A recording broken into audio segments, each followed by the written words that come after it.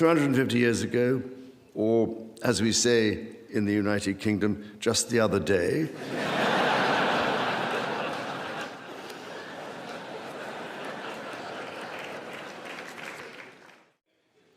Mr. Vice President, Mr. Speaker, members of Congress, representatives of the American people across all states, territories, cities, and communities. I would like, if I may, to take this opportunity to express my particular gratitude to you all for the great honor of addressing this joint meeting of Congress, and on behalf of the Queen and myself, to thank the American people for welcoming us to the United States to mark this semi-quincentennial year of the Declaration of Independence. And for all of that time, our destinies as nations have been interlinked. As Oscar Wilde said, we have really everything in common with America nowadays, except, of course, language. So, ladies and gentlemen, we meet in times of great uncertainty, in times of conflict from Europe to the Middle East, which pose immense challenges for the international community and whose impact is felt in communities the length and breadth of our own countries. We meet, too, in the aftermath of the incident not far from this great building that sought to harm the leadership of your nation and to foment wider fear and discord. Let me say with unshakable resolve, such acts of violence will never succeed. Whatever our differences, whatever disagreements we may have, we stand united in our commitment to uphold democracy, to protect all our people from harm, and to salute the courage of those who daily risk their lives in the service of our countries.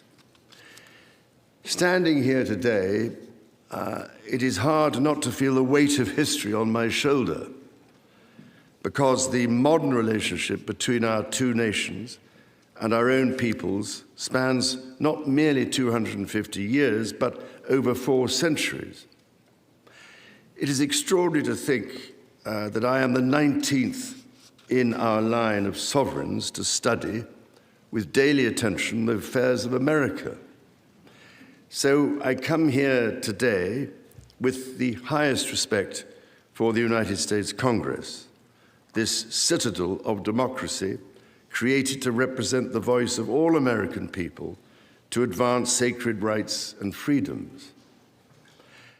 Speaking in this renowned chamber of debate and deliberation, I cannot help but think of my late mother, Queen Elizabeth, who in 1991 was also afforded this signal honor and similarly spoke under the watchful eye of the Statue of Freedom above us.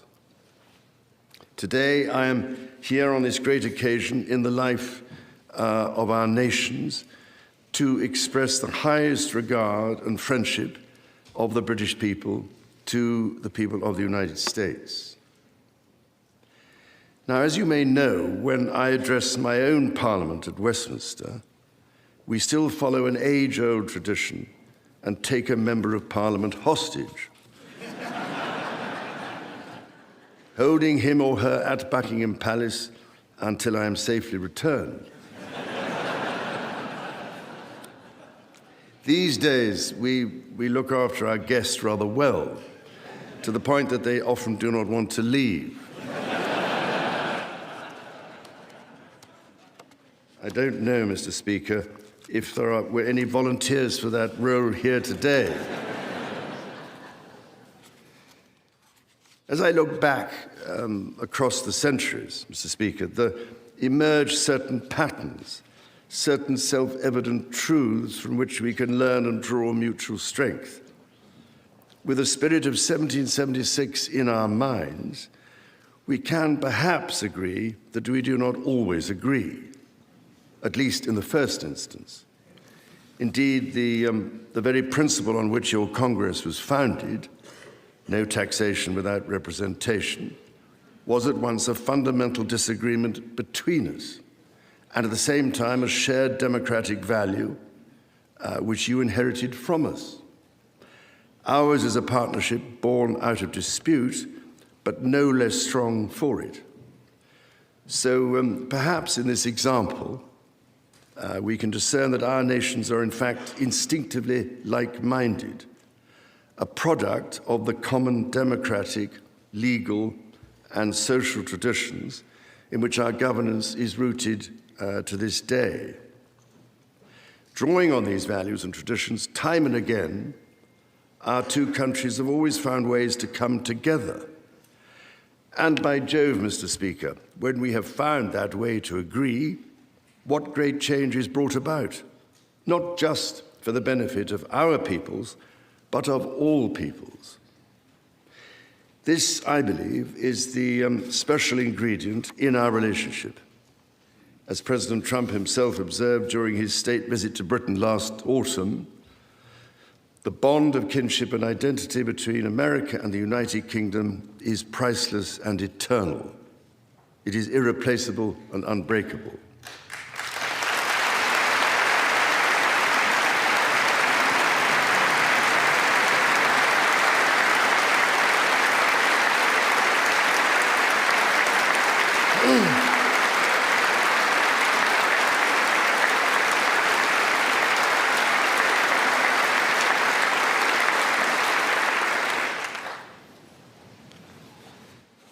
Mr. Speaker, this is by no means my first visit to Washington, D.C., the capital of this great republic. It is, in fact, my 20th visit to the United States and my first as King and head of the Commonwealth. This is a city which symbolizes a period in our shared history, or what Charles Dickens might have called a tale of two Georges.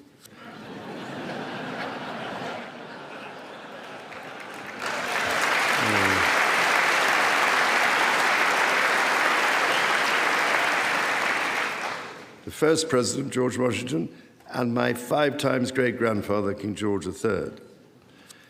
King George, as you know, never set foot in America, and please rest assured, ladies and gentlemen, I am not here as part of some cunning rearguard action.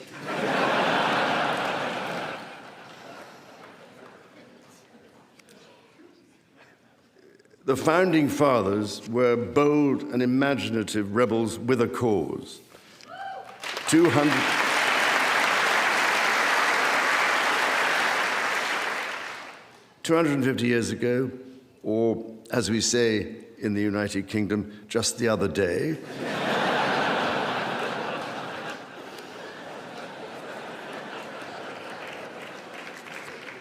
they declared independence. By balancing contending forces and drawing strength into diversity, they united 13 disparate colonies to forge a nation on the revolutionary idea of life, liberty, and the pursuit of happiness. They carried with them and carried forward the great inheritance of the British Enlightenment, as well as the ideals which had an even deeper history in English common law and Magna Carta.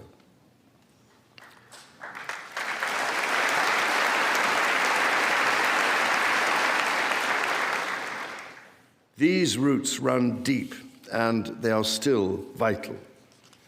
Our Declaration of Rights of 1689 was not only the foundation of our constitutional monarchy, but also provided the source of so many of the principles reiterated, often verbatim, in the American Bill of Rights of 1791. And those roots go even further back in history. The US Supreme Court Historical Society has calculated that Magna Carta is cited in at least 160 Supreme Court cases since 1789, not least as the foundation of the principle that executive power is subject to checks and balances.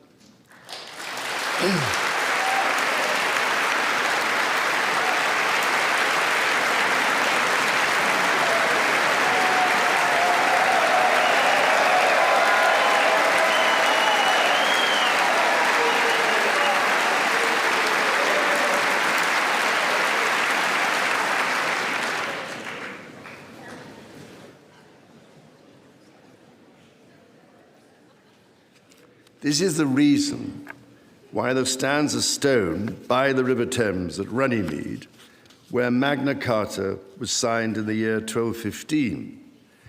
This stone records that an acre of that ancient and historic site was given to the United States of America by the people of the United Kingdom to symbolize our shared resolve in support of liberty and in memory of President John F. Kennedy. Distinguished members of the 119th Congress, it is here in these very halls that this spirit of liberty and the promise of America's founders is present in every session and every vote cast, not by the will of one, but by the deliberation of many, representing the living mosaic of the United States. In both of our countries, it is the very fact of our vibrant, diverse, and free societies that gives us our collective strength, including to support victims of some of the ills that so tragically exist in both our societies today. And, Mr. Speaker, for many here, and for myself, the Christian faith is a firm anchor and daily inspiration that guides us, not only personally,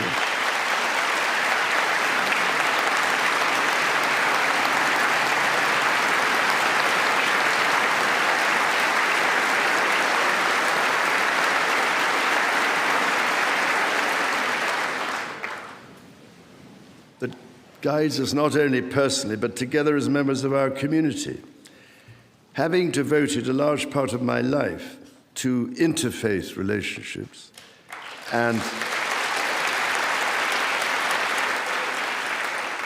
greater understanding, it is that faith in the triumph of light over darkness which I have found confirmed countless times. Through it, I am inspired by the profound respect that develops as people of different faiths grow in their understanding of each other.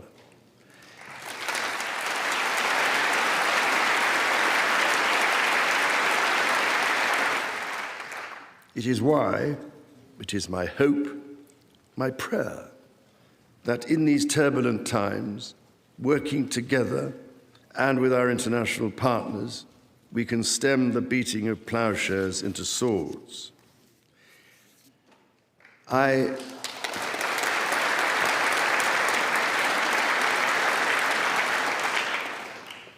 am mindful that we are still in the season of Easter, the season that most strengthens my hope. It is why I believe with all my heart that the essence of our two nations is a generosity of spirit and a duty to foster compassion, to promote peace, to deepen mutual understanding, and to value all people of all faiths and of none.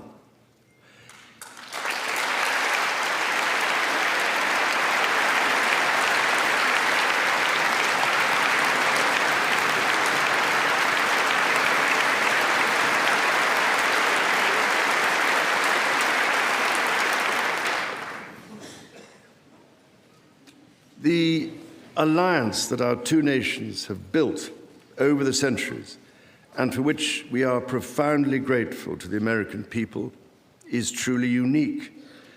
And that alliance is part of what Henry Kissinger described as Kennedy's soaring vision of an Atlantic partnership based on twin pillars, Europe and America. That partnership, I believe, Mr. Speaker, is more important today than it has ever been.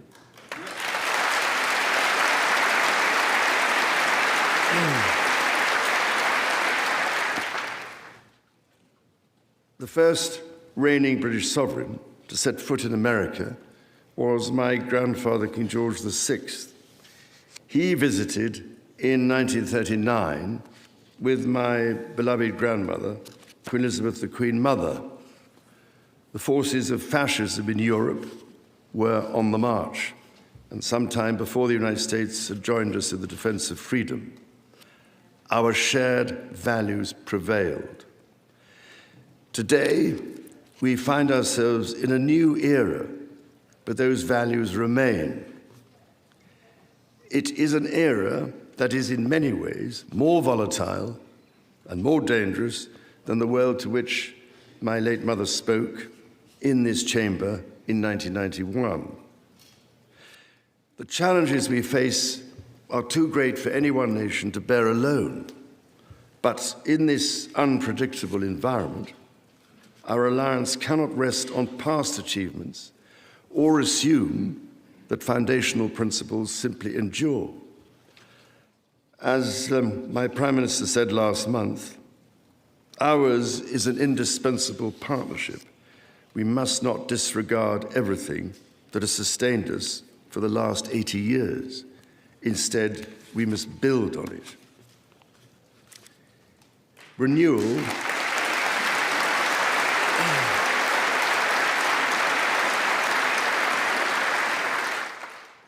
Renewal today starts with security.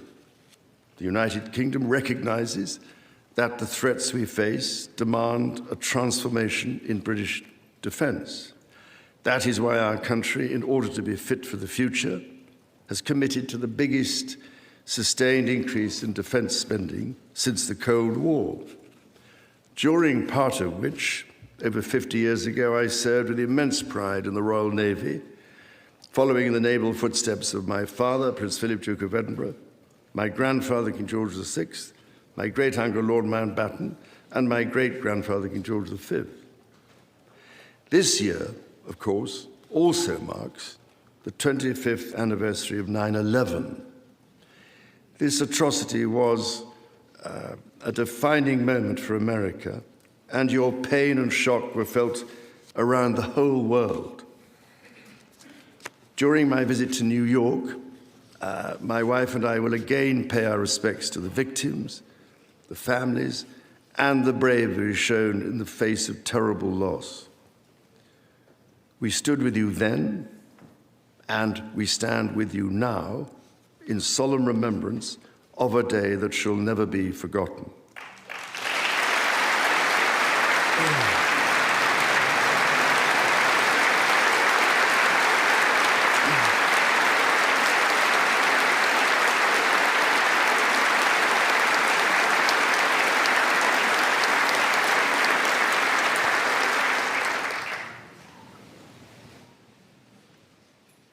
In the immediate aftermath of 9/11, when NATO invoked Article 5 for the first time, and the United Nations Security Council was united in the face of terror, we answered the call together, as our people have done so for more than a century, shoulder to shoulder through 2 world wars, the Cold War, Afghanistan, and moments that have defined our shared security.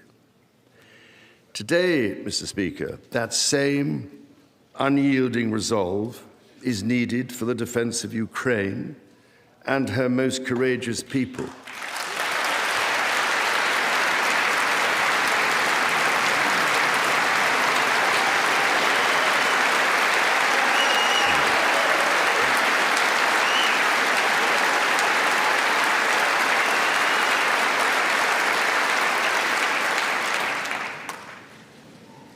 It is needed in order to secure a truly just and lasting peace. From the depths of the Atlantic to the disastrously melting ice caps of the Arctic, the commitment and expertise of the United States Armed Forces and its allies lie at the heart of NATO, pledged to each other's defense, protecting our citizens and interests, keeping North Americans and Europeans safe from our common adversaries. Our defense, intelligence, and security ties are hardwired together through relationships measured not in years, but in decades. Today, thousands of US service personnel, defense officials and their families are stationed in the United Kingdom, as British personnel serve with equal pride across 30 American states. We are building F-35s together, and we have agreed the most ambitious submarine program in history, AUKUS.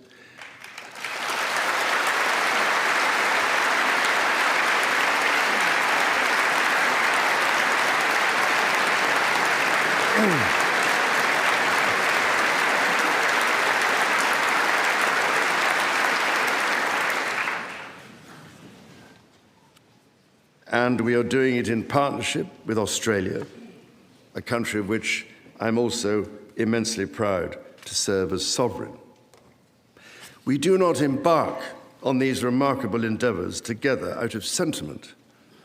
We do so because they build greater shared resilience for the future, so making our citizens safer for generations to come. Our common ideals were not only crucial for liberty and equality, they are also the foundation of our shared prosperity. The rule of law, the certainty of stable and accessible rules, an independent judiciary resolving disputes and delivering impartial justice. These features created the conditions for centuries of unmatched economic growth in our two countries. This is why our governments are concluding new economic and technology agreements to write the next chapter of our joint prosperity and ensure that British and American ingenuity continues to lead the world. Our nations are combining talent and resources in the technologies of tomorrow. Our new partnerships in nuclear fusion and quantum computing and in AI and drug discovery, holding the promise of saving countless lives. More broadly, we celebrate the $430 billion in annual trade that continues to grow, the $1.7 trillion in mutual investment that fuels that innovation, and the millions of jobs on both sides of the Atlantic, supported across both economies. These are strong foundations on which to continue to build for generations yet unborn. Our ties in education, research, and cultural exchange empower citizens and future leaders of both countries. The Marshall Scholarship, named after the great General George Marshall, and the association of which I am so proud to be patron, are emblematic of the connection between our two countries. Since its founding, more than 2,300 scholarships have been awarded, opening doors for Americans from all walks of life to study at the United Kingdom's leading universities. So as we look toward the next 250 years, we must also reflect on our shared responsibility to safeguard nature, our most precious and irreplaceable asset. Millennia before our nations existed, before any border drawn, the mountains of Scotland and Appalachia were one, a single continuous range forged in the ancient collision of continents. The natural wonders of the United States of America are indeed a unique asset, and generations of Americans have risen to this calling. Indigenous, political, and civic leaders, people in rural communities and cities alike, have all helped to protect and nurture what President Theodore Roosevelt called the glorious heritage of this land's extraordinary natural splendor, on which so much of its prosperity has always depended. Yet, even as we celebrate the beauty that surrounds us, our generation must decide how to address the collapse of critical natural systems, which threatens far more than the harmony and essential diversity of nature. We ignore at our peril the fact that these natural systems, in other words, nature's own economy, provide the foundation for our prosperity and our national security.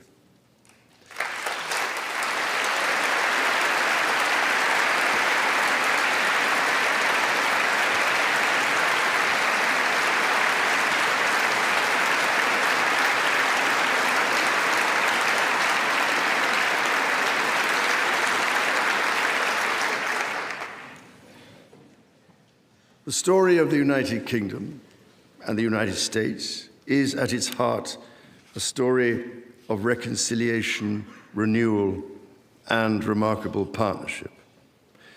From the bitter divisions of 250 years ago, we forged a friendship that has grown into one of the most consequential alliances in human history. I pray with all my heart that our alliance will continue to defend our shared values with our partners in Europe and the Commonwealth and across the world. And